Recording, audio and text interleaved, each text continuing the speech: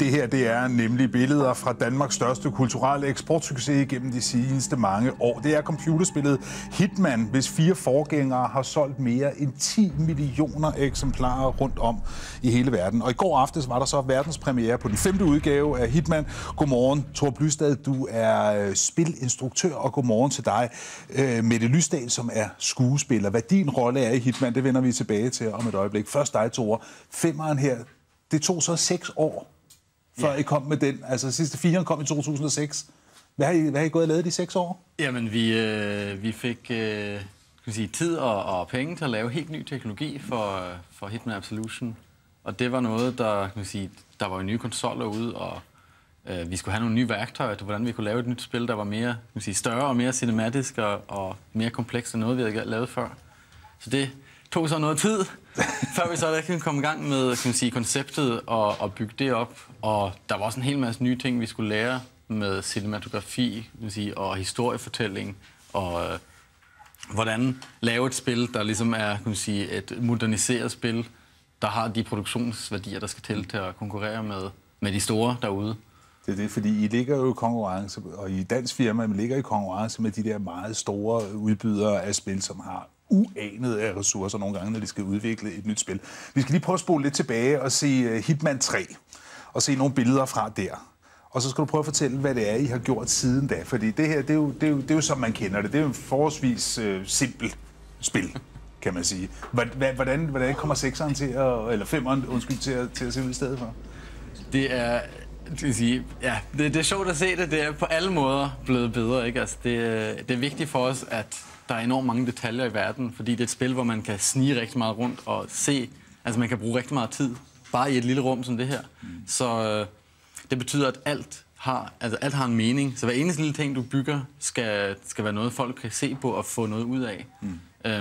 Mens i de gamle spil, så havde vi ikke muligheden til at gå overhovedet i detaljer med det, som I kan se. Altså, det er meget, meget simpelt. Nu ser man så fra 5'eren, altså den nye, den der havde premiere her ved midnat, og der kan man jo godt se, at der er sket noget.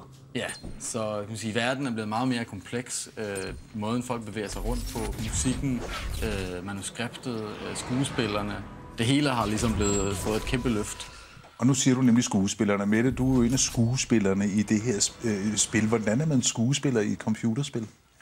Jamen, det er jo lidt ligesom, der er mange af os, der har set de her billeder fra Ringenes Herre, hvor Gollum-figuren også er lavet af en skuespiller, men bagefter er blevet animeret. Så det vil sige, at jeg har haft sensorer over hele kroppen, og så min krop og mine bevægelser har så blevet animeret til figurerne i Hitman-spillet.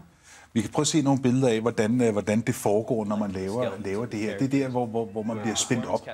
Og de der bevægelser, du skal lave det der skal du spille en af figurerne i denne her. Men ved jo ikke rigtigt, hvad det er for en, fordi alting er så super hemmeligt, ikke? Jo, men der er jo ikke så meget andet at forholde sig til, end du står i det her studie.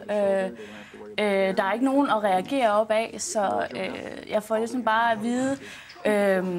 Nu står du i den her situation, settingen er på den her måde, du er den her karakter, nu sker der det, reager.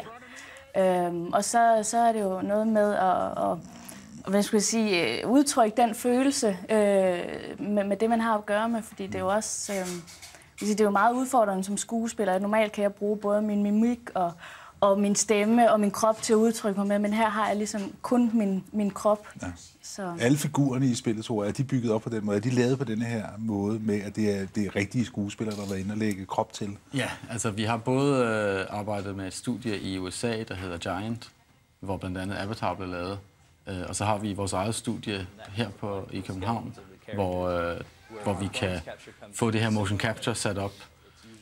I tillæg så kombinerer det vi så med forskellige stemmeskuespillere, og det er der, det begynder at blive rigtig kompliceret, fordi alle de her dele skal passe sammen, alle de forskellige situationer og typer skal være den samme type karakter.